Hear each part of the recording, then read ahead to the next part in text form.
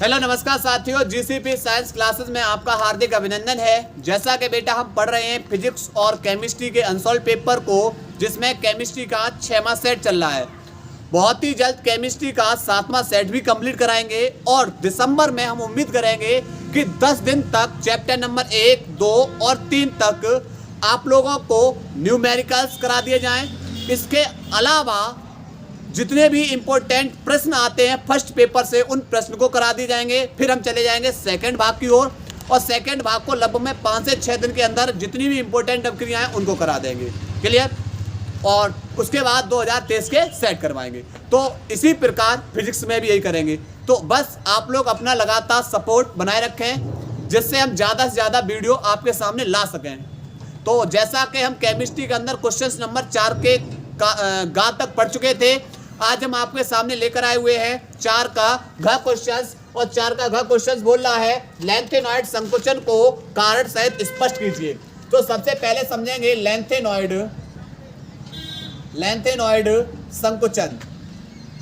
Lanthanoid संकुचन क्या होता है? लेंथेनॉइड संकुचन, जो लेंथेनॉइड श्रेणी होती है, लेंथेनॉइड श्रेणी में लेंथेनम से ल्यूटीशियम तक जाने पर परमाणु क्रमांक में वृद्धि के साथ साथ इनकी आयनिक त्रिज्याएं घटती हैं, जिसके कारण परमाणु कैसा होता है? परमाणु सिकुड़ने लगता है। और इसी को हम क्या बोलते हैं? इसी को हम बोलते हैं लेंथेनॉइड संकुचन। लेंथेनॉइड संकुचन क्यों? क्योंकि आप परमाणु क्रमांक में वृद्धि हो रही है, लेकिन इनकी जो आयनिक त्रिज्याएं हैं, वो आयनिक त्रिज्या परमाणु क्रमांक में वृद्धि के साथ साथ क्या हो रही है? घट रही है। और इसी को हम क्या बोलते हैं? लेंथेनॉइड संकुचन। तो लिखेंगे इसमें लेंथेनॉइड श्रेणी में लेंथेनम से ल्यूटीशियम तक जाने पर परमाणु क्रमांक में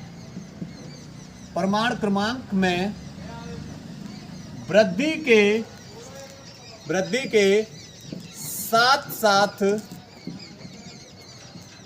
इनकी आयनिक त्रिज्या, इनकी क्या होती है बेटा?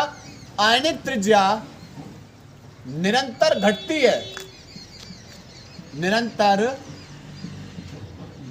है, जिसे लेंथेनॉइड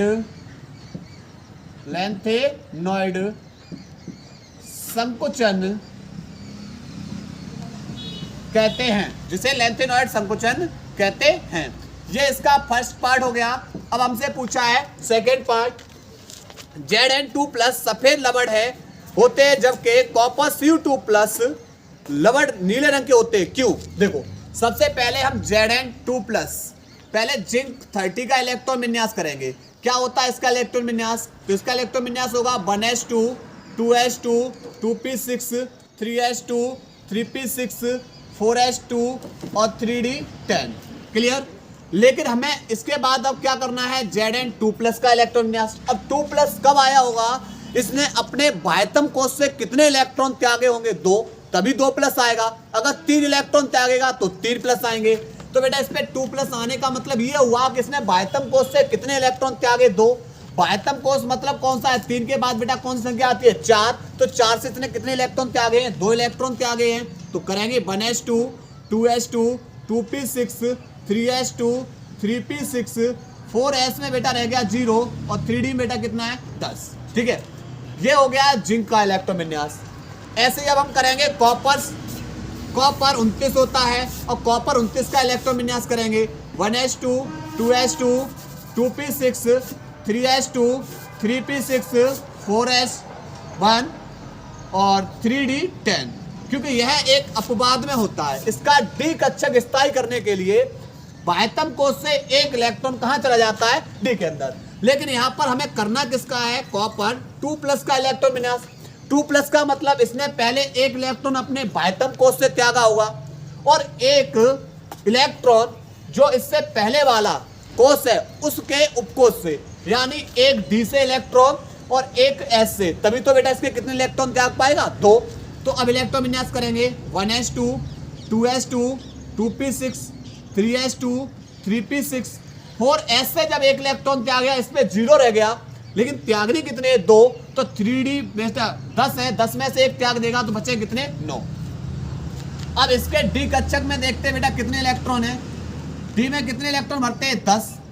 डी 3d कक्षक को देखेंगे, 3d कक्षक को देखेंगे, डी में 10 इलेक्ट्रॉन भरते हैं, तो इसके पास इलेक्ट्रॉन है कितने, इसमें जिंक के पास डी में 10 है, तो 1 2 3 4 5।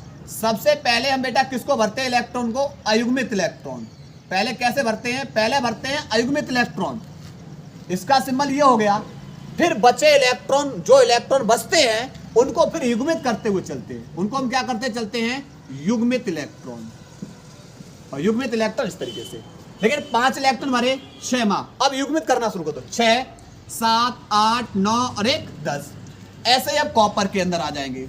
कॉपर के अंदर बेटा डी कक्षक में कितने इलेक्ट्रॉन है 9, डी कक्षक में कितने इलेक्ट्रॉन है 9, तो यहाँ पर 1 2 3 4 5 इलेक्ट्रॉन भर दिए, लेकिन 4 बचे हुए हैं, तो अयुग्मित को इलेक्ट्रॉन युग्मित कर देंगे 6 7 8 9।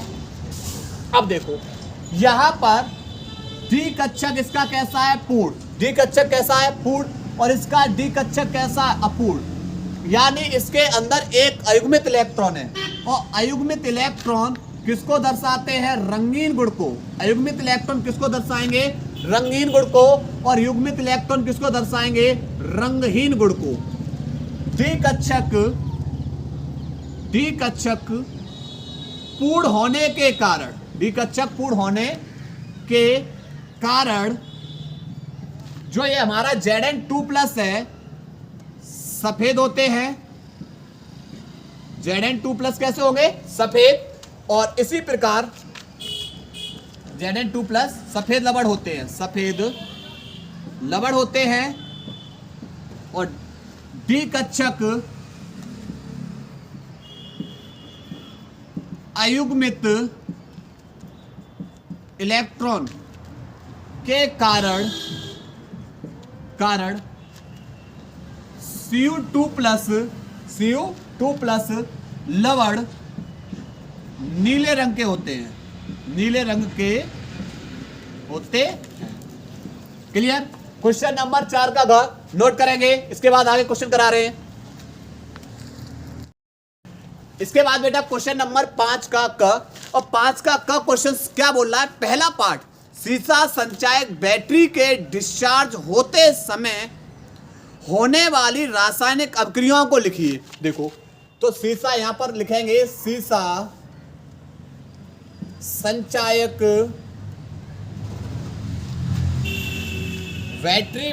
बैटरी के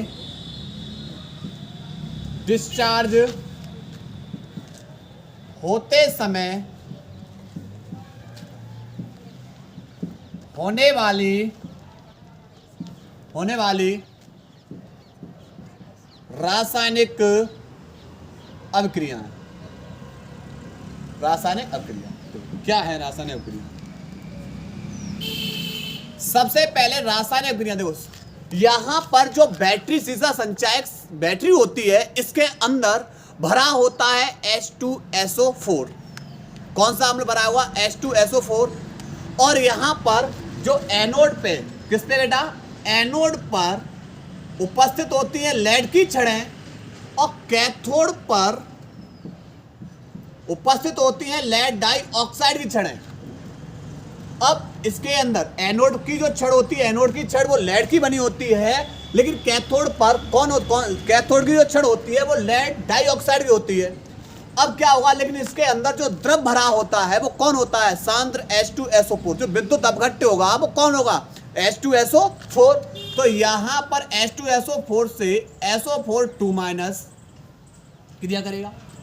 ये लेड जब अपने 2 इलेक्ट्रॉन का त्याग करेगा, इलेक्ट्रॉन का त्याग मतलब इसका क्या हो रहा है, ऑक्सीकरण। इलेक्ट्रॉन का त्याग मतलब ऑक्सीकरण। जब ये 2 इलेक्ट्रॉन का त्याग करेगा तभी तो इस Pb पे 2+ आएगा, और जब 2+ आएगा तो ये किसके साथ क्रिया करेगा, SO4 के साथ। तो क्या बन जाएगा, PbSO4। क्लियर।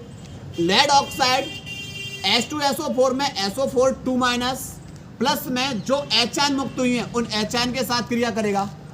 लेकिन एनोड पर, कैथोड पर क्या किया जाता है, कैथोड पर होता है अपचयन। अपचयन का मतलब इसे इलेक्ट्रॉन ग्रहण कराने हैं। कितने इलेक्ट्रॉन ग्रहण कराने हैं? 2 इलेक्ट्रॉन। ऑक्सीजन किसके पास कितने हैं? 2, तो 2 ऑक्सीजन है, तो इसलिए हम इस पे एच आयन कितने ले लिए? 4, तो 4 एच आयन ले लिए। तो यहां पर बनेगा क्या? Pb SO4 plus 4 H ion, 2 oxygen, यानी H2O बाहर। कितने? 2 H2O। कितने H2O बाहर हो जाएंगे? 2 H2O। अब संपूर्ण अभिक्रिया देखेंगे। अब क्या देखेंगे? संपूर्ण अभिक्रिया। संपूर्ण अभिक्रिया, 2 इलेक्ट्रॉन तीर से पहले, 2 इलेक्ट्रॉन तीर के बाद, कैंसिल। कौन है? यहां पर Pb है, उसके बाद कौन है? प्लस PbO2 है, प्लस कितने SO4 है बेटा? 2 SO4 है, 2 SO4 2 minus, plus 4 H ion, ये तीर से पहले PbO2 SO4 कितने अणु हैं? 2 अणु हैं, 2 माइनस वाले, और 4 एच आयन। तीर के बाद PbSO4 कितने हो गए? 2 PbSO4 प्लस 2 H2O। ये कौन सी अभिक्रिया होगी? डिस्चार्ज के समय अभिक्रिया। अगर निरावेशन करने, यहां पर इसका क्या करें? आवेशन। ये निरावेशन हुआ, ये क्या है? निरावेशन। अगर इसका आवेशन करें, चार्जिंग, तो ये अभिक्रिया क्या कर देंगे आप? पलट देंगे। अभिक्रिया आप क्या कर देंगे? पलट के लिख देंगे। ये वाला तीर से पहले और इसको तीर के बाद, तो ये अभिक्रिया कौन सी वाली बन जाएगी? आवेशन, जब हम चार्जिंग कर रहे हैं। ठीक है, नोट करेंगे। इसके बाद हम सवाल करा रहे बेटा, नोट करिए। इसके बाद 5 के का बेटा सेकंड पार्ट है, और सेकंड पार्ट क्या है? निम्नलिखित सेल के विद्युत वाहक बल की गणना कीजिए। किसकी गणना करनी बेटा? EMF की तो गणना करनी है। और दे रखा है कॉपर सॉलिड, उसके बाद Cu2 प्लस, 1 मोलर इसकी सांद्रता है, फिर लवण सेतु है, उसके बाद Ag प्लस, इसका मान 0.01 m, फिर लवण से उसके बाद यहां पर Ag, और ये क्या दे रखा है? सॉलिड। अब देखो क्या हुआ होगा इस अभिक्रिया को करते, देखो, और यहां पर मान दे रखे हैं E0 Cu2 plus, E0 Cu2 plus से Cu हुआ, और इसका मान दे रखा प्लस 0.34 वोल्ट, और दूसरा है E0 Ag प्लस से Ag, और इसका मान दे रखा प्लस के 0.80 वोल्ट। अब देखो किस तरीके से अभिक्रिया करनी है। देखो, सबसे पहले हमें EMF निकालना है। हमें अगर ये मोलर सांद्रताएं दे रखी होती हैं, ये क्या दे रखी होती हैं? मोलर सांद्रताएं दे रखी होती हैं, तो हमें लगाना होता है नर्नेस्ट समीकरण। क्या लगाना होता है? नर्नेस्ट समीकरण। क्या होता है नर्नेस्ट समीकरण? नर्नेस्ट समीकरण ई सेल बराबर, ई सेल लिख दें, या EMF बराबर क्या होता है? E0 सेल माइनस 0.0591 बट्टे n log 10 एनोड की सांद्रता बट्टे कैथोड की सांद्रता। कैथोड की सांद्रता अब कैसे निकाल लेंगे? अब देखो, हमें E0 सेल तो नहीं पता, तो E0 सेल बराबर होता है E cathode minus E anode.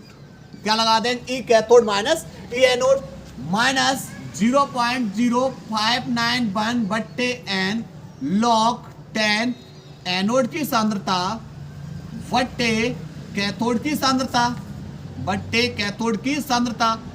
अब पहचान कैसे करेंगे इसमें भैया, कौन सा एनोड है कौन सा कैथोड है? ये भी तो कमी है। तो यहां पर समझो, Cu था, Cu2 प्लस हुआ, अब क्रिया कर रहा हूं, Cu था, Cu2 प्लस हुआ कब? जब ये अपने कॉपर 2 इलेक्ट्रॉन का त्याग करेगा। 2 इलेक्ट्रॉन का क्या करेगा? त्याग। और जो इलेक्ट्रॉन को त्यागता है उसका होता है ऑक्सीकरण। और ऑक्सीकरण अभिक्रिया कहां पर होती है? यह अभिक्रिया होगी बेटा कहां पर? एनोड पर। मतलब यहां पर कॉपर हमारा क्या है? कॉपर हमारा एनोड है। कॉपर की अभिक्रिया कहां हो रही है? एनोड पर। इसी प्रकार Ag प्लस था, Ag प्लस से क्या हो गया, Ag हो गया। कब? जब ये इलेक्ट्रॉन को ग्रहण करेगा तभी प्लस होगा। पर यहाँ ये कॉपर इलेक्ट्रॉन त्याग कितने रहा, 2। तो 2 इलेक्ट्रॉन को ग्रहण कराने के लिए हमें 2 Ag चाहिए, 2 Ag प्लस। तो कितने Ag बाहर हो जाएंगे, 2 Ag। और यहां पर इसने क्या किया है, इलेक्ट्रॉन का ग्रहण, मतलब इसका हुआ है अपचयन।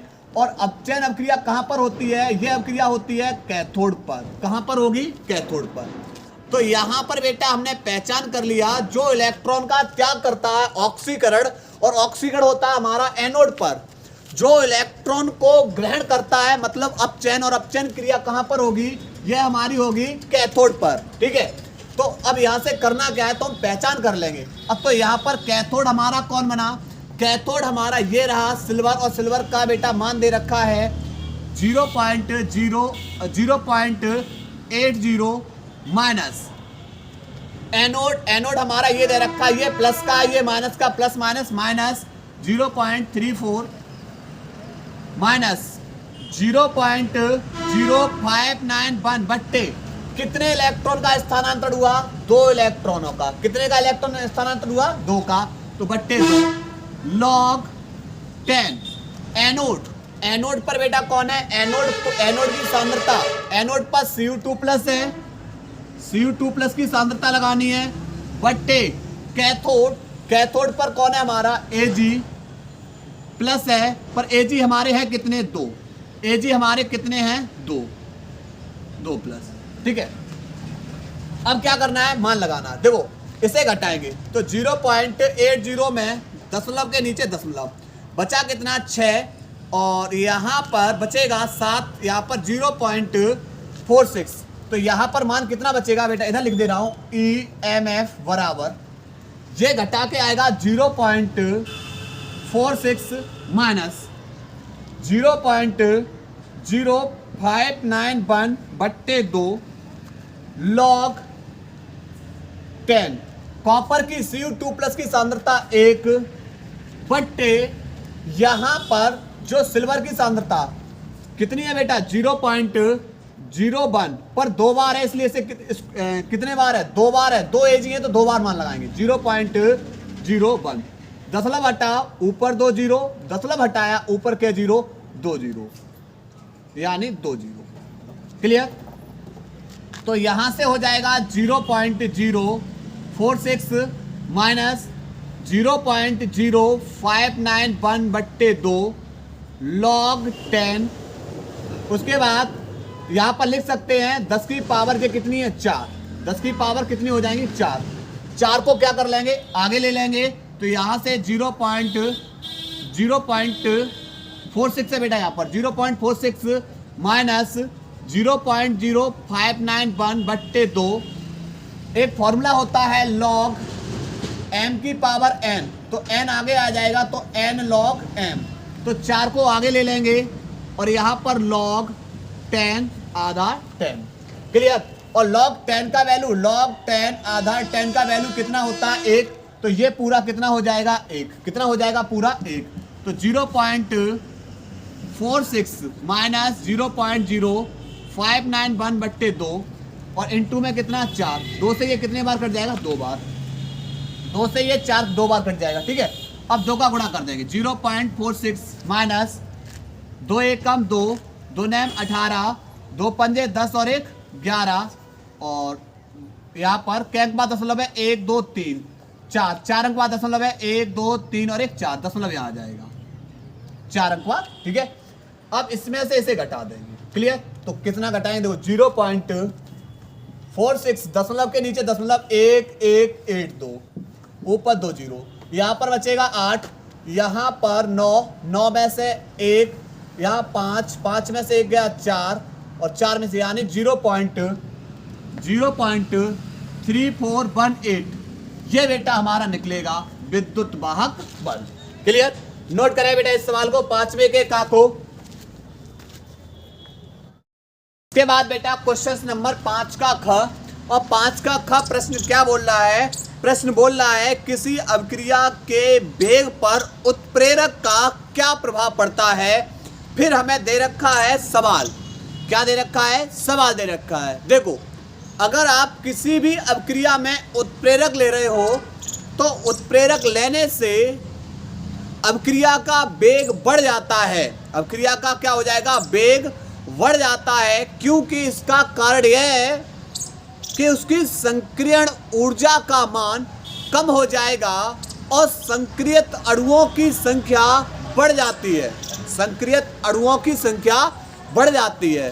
तो हमने लिखा है बेटा कि उत्प्रेरक की उपस्थिति में सामान्यतः अभिक्रिया का वेग बढ़ जाता है, क्योंकि उत्प्रेरक की उपस्थिति में अभिक्रिया की संक्रियण ऊर्जा का मान कम हो जाता है, जिससे सक्रियत अणुओं का अंश बढ़ जाता है। ठीक है, उसके बाद सवाल दे रखा है। अब करेंगे बेटा सवाल, और इंपॉर्टेंट सवाल है, प्रश्न है दिया है। क्या क्या दे रखा है, एक प्रथम कोट की अभिक्रिया 50 मिनट में 40% पूर्ण हो जाती है। तो मैं आपसे पूछेंगे उसकी प्रारंभिक मात्रा को ए से लिखेंगे। प्रारंभ में अभिक्रिया की सांद्रता कितनी थी, आप बोलोगे अपने आप में 100% होती है। प्रारंभ में कितनी थी, 100%। पर जब समय बेटा गुजरा और समय लगा 50 मिनट, तो 50 मिनट में अभिक्रिया पूर्ण कितनी हो पाई, यानी x कितनी पूर्ण हो पाई, तो आप बताओगे 40% पूर्ण हो पाई। आप कितनी बताओगे, 40%। तो फिर वियोजन की मात्रा बची भाई कितनी बचेगी, यानी अभिक्रिया की जो मात्रा है वो बची कितनी, तो एक की जगह 100 माइनस x की जगह बेटा कितना लगाएंगे, 40, यानी टोटल कितनी बची, 60%। अभिक्रिया कौन सी है, प्रथम कोटि की, तो प्रथम कोटि की अभिक्रिया, प्रथम कोटि की अभिक्रिया क्या होता है फॉर्मूला, K बराबर 2.303 बट्टे T log 10 A upon A minus के x, ये लगाएंगे फॉर्मूला। अब लगाओ मान, तो 2.303 बट्टे टाइम कितना लग रहा है 50 मिनट, log 10, A का वैल्यू कितना है 100 बट्टे A माइनस x का वैल्यू कितना है 60। 0 से 0 कैंसिल, 2 पंजे 10 और 2 तिया 6, अर्थात 2.303 बट्टे 50 log 10 5 बट्टे 3। और आप एक फॉर्मूला पढ़ के आए हैं कि log जब m अपॉन n होता है तो फॉर्मूला होता है log m minus log n, तो log m minus log n, तो ये m और बट्टे में ये कौन है, बट्टे बेटा यहाँ 3 है, तो m अपॉन n, तो यहाँ लगा देंगे फॉर्मूला K बराबर 2.303 बट्टे 50 log m की जगह बेटा कितना आ जाएगा 5 माइनस log n की जगह कितना आ जाएगा, बट्टे में कितना है 3। अब मान लगाएंगे इनके, 2.303 बट्टे 50 log 5 का वैल्यू 0.6990 माइनस log 3 का वैल्यू 0.4771, ये किसका वैल्यू, log 5 का वैल्यू और log 3 का वैल्यू। यहाँ तक क्लियर। अब करना क्या बेटा, इसमें से इसे घटाएंगे, तो 0.6990 में से घटाएंगे 4771, 0 यहाँ पर बेटा बचेगा 9, कितना बचेगा 9, यहाँ बचेगा 8 में से 7 गया 1, 9 में से 7 गया 2, 6 में से यहाँ पर 2, तो 0 पॉइंट यहाँ पर 2.303 बट्टे 50 इनटू में कितना बचा 0.2219 के बराबर। और यहाँ पर मात्रक लिख सकते हैं, इसका मिनट इनवर्स यहाँ पर मात्रक लिख देंगे और इसको बना देंगे समीकरण नंबर 1। क्या बना देंगे, समीकरण नंबर 1। क्लियर। यहाँ से हमने K का मान निकाल लिया। अब सवाल क्या बोल रहा है, सवाल बोल रहा है अभिक्रिया के 80% पूर्ण होने में लगे समय की गणना करनी है, यानी स्टेप नंबर 2। सेकेंड स्टेप क्या बोल रहा है, सेकेंड स्टेप बोल रहा है कि हमें क्या करना है, प्रारंभ में अभिक्रिया 100% थी, और t बराबर कितना, t बराबर यहाँ पर निकालना है कितने समय में अभिक्रिया कितनी हो जाएगी, 80% पूर्ण हो जाएगी। यानी x बराबर कितना है, 80%। प्रारंभ में 100% थी, कितने समय में अभिक्रिया 80% पूर्ण हो जाएगी। तो यहाँ पर जब बताओ 80% जब पूर्ण हो जाए तो बची हुई मात्रा कितनी हुई है, तो आप बताओ 100 में से 80 घटा दो, कितना बचा, 20%। फिर से लगाएंगे वही फॉर्मूला प्रथम कोटि की अभिक्रिया का, K बराबर 2.303 बट्टे T log 10A/A-K x। Clear. अब लगाओ मान बेटा यहाँ से K, यहाँ पर बेटा देख लो, चाहे यहाँ पर तुलना कर दो, चाहे समीकरण 1 बनाए दो, चाहे बनाए दो समीकरण नंबर 2, या आप लोग क्या करो यहाँ पर पहले इसके मान लगा दो। पहले मान लगा ले रहे हैं, 2.303 बट्टे टी log 10, ए का वैल्यू अपने आप में 100% है, प्रारंभिक सांद्रता A-x कितना है, 20। तो 20 पंजे 100 अर्थात 2.303 बट्टे टी के बराबर बेटा ये है log 10 और यहाँ पर कितना है 5। तो 2.303 बट्टे टी log 5 का वैल्यू 0.6990 ये के बराबर। और इसे बना दो सेकंड समीकरण। क्या बना दो, सेकंड समीकरण। देखो समीकरण 1 व 2 की तुलना करने पर, समीकरण 1 व 2 की तुलना करने पर बेटा क्या मिलेगा, तुलना करने पर आपको मिलेगा कि इनकी LHS बराबर हैं, RHS बराबर कर लेंगे। LHS में भी के, LHS में के, RHS बराबर कर लो। तो इसकी RHS बराबर करेंगे, लगाएंगे वैल्यू 2.303 बट्टे 50 इंटू 0.2219 बराबर, इसकी RHS में कौन है 2.303 बट्टे टी इंटू 0.6990। इससे ये बेटा क्या हो जाएगा, कैंसिल हो जाएगा। इससे 2.303 से 2.303 कैंसिल हो जाएगा। यहां से हम टी का मान निकालेंगे। तो पहले आप इतना नोट करिए, इसके बाद इधर का बिगाड़ के तब कर रहे बेटा, नोट करिए। देखो बेटा इधर, अब इधर करते इसको, क्या करना है, इधर कौन है 0.2219 बट्टे 50 बराबर 0.6990 और बट्टे में टी क्रॉस मल्टीप्लाई, टी का इसमें गुणा कर दो। तो 0.2219 इंटू टी बराबर 0.6990 इंटू में बेटा कौन हो जाएगा 50। टी का मान निकालना, ये गुणा में है, दूसरी ओर जाके ये भाग में हो जाएगा। तो टी बराबर 0.6990 इंटू 50 बट्टे 0.2219। क्लियर। ऊपर 4 अंक दशमलव, नीचे 4 अंक दशमलव कैंसिल। 50 का मल्टीप्लाई कर देंगे, 50 का क्या कर देंगे, मल्टीप्लाई कर देंगे। तो 5 नैम 45, 5 नैम 45 और 4 49, 5 6 30, 5 6 30, 30 और 4 34 और कितनी जीरो बेटा 2 जीरो, 1 जीरो, क्योंकि 50 का गुणा कर, सॉरी 2 जीरो यहाँ पर, तो 2 जीरो, क्योंकि अभी 5 का गुणा किया था।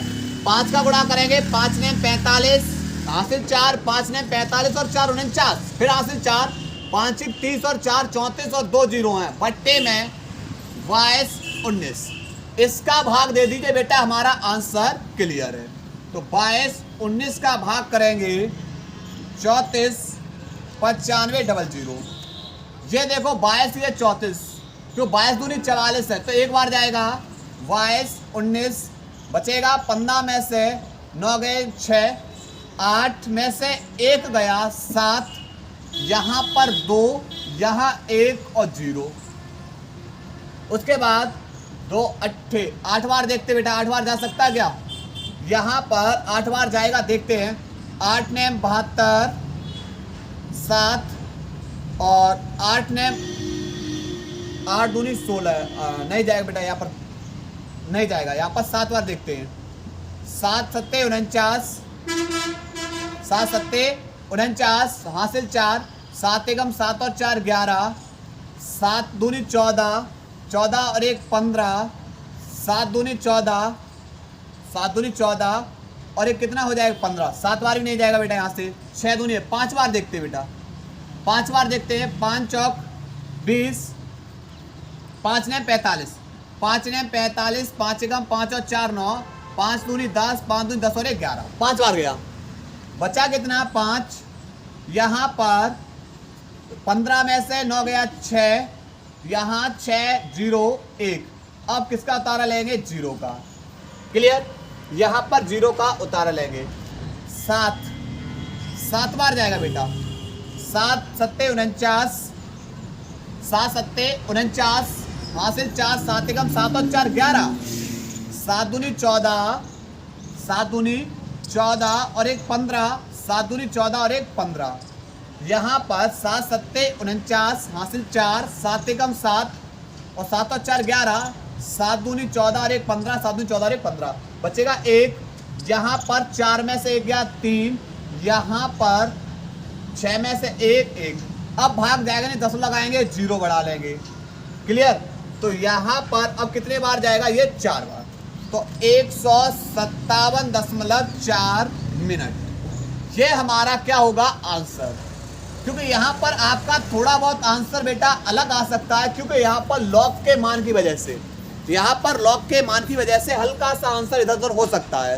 क्लियर, इसमें घबराने वाली कोई बात नहीं है, सवाल को नोट करिए। इसके बाद बेटा प्रश्न नंबर 5 का ग प्रश्न बोल रहा है उपसह संयोजक यौगिकों में आयनन समावयवता तथा उपसह संयोजन समावयवता को उदाहरण सहित स्पष्ट कीजिए। सबसे पहले हम समझेंगे आयनन समावयवता। आयनन समावयवता किसे बोलते हैं? आयनन समावयवता वे यौगिक जिनके अणुसूत्र समान हो, वे यौगिक जिनके अणुसूत्र समान हो किंतु जलीय विलयन में भिन्न भिन्न आयन प्रदर्शित करते हैं। जलीय विलयन में भिन्न भिन्न आयन प्रदर्शित करते हैं, आयनन समावयवी कहलाते हैं तथा यह परिघटना आयनन समावयवता कहलाती है। क्लियर, जैसे यहाँ पर हमने बेटा एक एग्जाम्पल ले लिया CONH3 का होल 5 Br कोष्टक के बाहर SO4 व CONH3 का होल 5 SO4 और उसके बाद यहाँ पर Br। ये कैसे है? आयनन समावयवता, आयनन समावयवता प्रदर्शित करते हैं। ये इसका क्या होगा? एग्जाम्पल ले लिया। कैसे? जब आप बेटा क्या करोगे CONH3 का होल 5 Br को जलीय विलयन में डालोगे, Br SO4 को जलीय विलयन में डालोगे तो यह अपने संकुल यौगिक और आयनिक परिसर में टूट जाएगा। CONH3 का होल 5 Br ये संकुल यौगिक प्लस SO4 पर SO4 पे 2 माइनस, तो इस कोष्टक पे कितना प्लस? 2 प्लस। क्लियर, ऐसे बेटा अब इसको डालेंगे जलीय विलयन के अंदर। CONH3 का होल 5 SO4 Br जब इसको विलयन के अंदर डालेंगे तो ये भी अपने आयनों में टूट जाएगा। एक तो बेटा देगा संकुल NH3 का होल 5 SO4 और प्लस में Br, पर Br पे 1 माइनस, तो इसलिए इस कोष्टक पे 1 प्लस। देखो दोनों के अणुसूत्र समान है। कैसे? CO यहाँ पर भी, CO यहाँ पर भी, NH3 का होल 5 NH3 का होल 5 Br, ये रहा Br SO4 दोनों के अणुसूत्र तो कैसे हो गए? समान। जब इन्हें जलीय विलयन के अंदर डाला तो इन्होंने भिन्न भिन्न आयन प्रदर्शित करे। इस संकुल ने 2+ प्रदर्शित किया। कब? जब Br अंदर था और SO4 कोष्ठक के बाहर। और इस संकुल ने 1+ कब? जब SO4 अंदर था, Br कैसा था? बाहर। तो भिन्न भिन्न आयन प्रदर्शित करने के कारण यह कौन सी समावयवता बन जाती है? आयन समावयवता। तो लिखेंगे इसमें बेयौगिक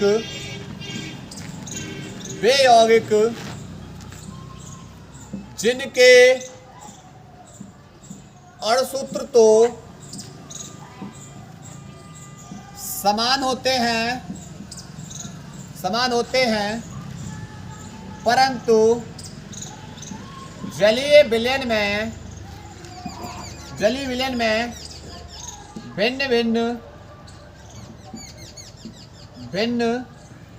भिन्न आयन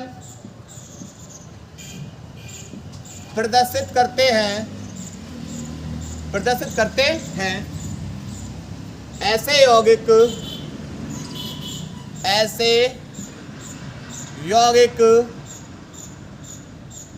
आयनन समावयवी तथा यह परिघटना आयनन समावयवता कहलाती है। आयनन समावयवता कहलाती है। आयनन समावयवता कहलाती है। क्लियर? इसके बाद पढ़ेंगे बेटा उप सह संयोजन समावयवता। उप सह संयोजन समावयवता क्या होती है? उप सह संयोजन समावयवता तो देखो, ऐसे यौगिक जिनमें धनायन तथा ऋणायन दोनों संकुल होते हैं, उपसह संयोजक समावयवता प्रदर्शित करते हैं। इसमें उपसह संयोजक यौगिक में लिगेंड परस्पर अपनी स्थितियां परिवर्तित कर सकते हैं। क्लियर? तो इसमें क्या कर सकते हैं? लिगेंड अपनी स्थितियों को परिवर्तित करेंगे। उदाहरण के लिए उदाहरण में बेटा यहां पर Cu NH4 NH3 का होल 4 व दूसरा कौन सा है? Cu NH3 का होल 4 और दूसरा PtCl4।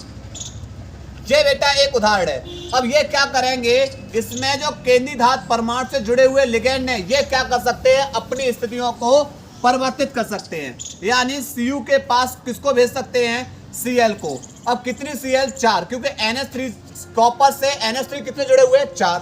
तो यहाँ पर CuCl4 और ये वाले लिगेंड चले जाएंगे इस प्लेटिनम के साथ। यानी इसके अंदर कौन परिवर्तित करेंगे स्थितियां अपनी? लिगेंड। क्लियर? तो इसमें लिखेंगे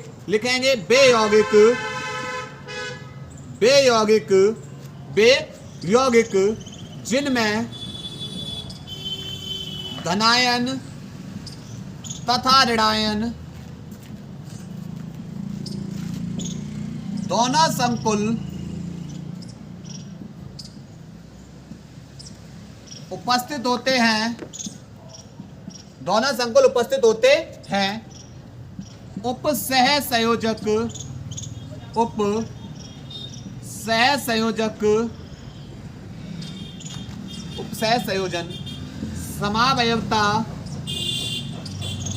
समावयवता प्रदर्शित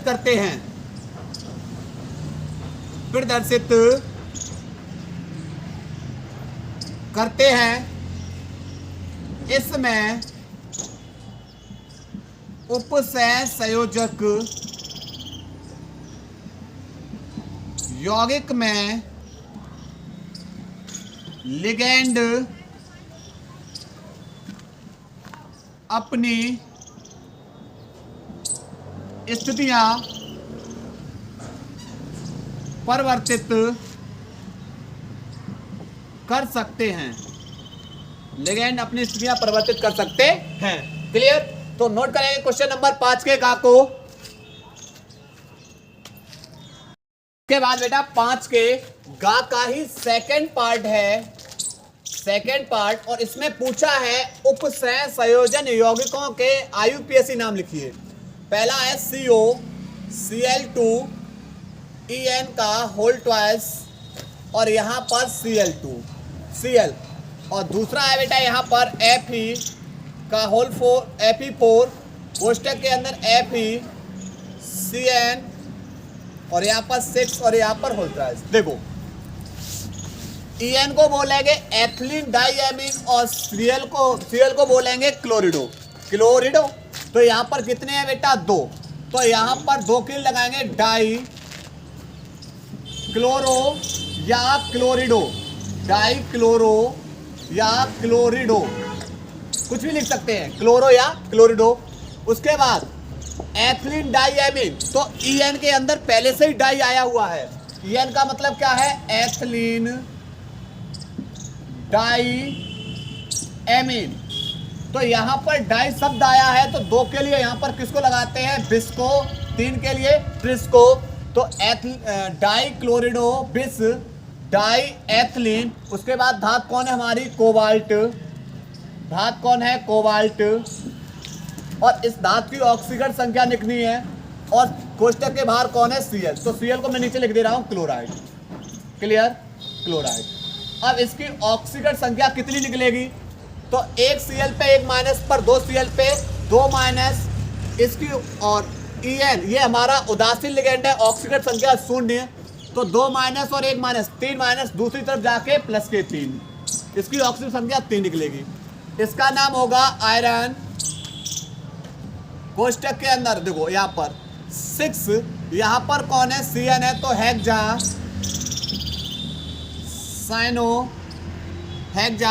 साइनो। उसके बाद यहाँ पर Fe, ये ऋणायन संकुल है, तो ये हो जाएगा फेरेट। क्या हो जाएगा? फेरेट। और इसकी ऑक्सीजन संख्या देखो, यहाँ पर ऑक्सीजन संख्या निकालनी है, तो यहाँ पर क्या होगा कि इस Fe पे कितने प्लस है? 3 प्लस, पर है कितने यहाँ पर? 3 चौक 12। ऑक्सीजन संख्या से निकाल ले। देखो 1 Fe पे 3 प्लस पर है कितने यहाँ पर? 4 प्लस। इस Fe की निकालनी है, पर है ये कितने? होल ट्वाइस, तो यहाँ पर 3। उसके बाद प्लस 1 Cn पे 1 माइनस पर 6 3 18 बराबर, इस पे कोई आवेश नहीं, 0 हो जाएगा। तो 4 3 12 plus 3x plus minus minus कितना हो जाएगा? 18 बराबर 0। यहाँ पर कितना बचेगा? माइनस के 18 में से प्लस के 12 गए, तो माइनस के 6 बराबर 0। माइनस का दूसरी ओर जाके उधर किसका हो जाएगा? प्लस का। तो 3x बराबर प्लस के 6 और 3 दूनी 6, यानी x बराबर बेटा कितना निकलेगा? 2। और इसे किस में लिख जाएंगे हम? रोमन अंक के अंदर। क्लियर? नोट करेंगे इसको।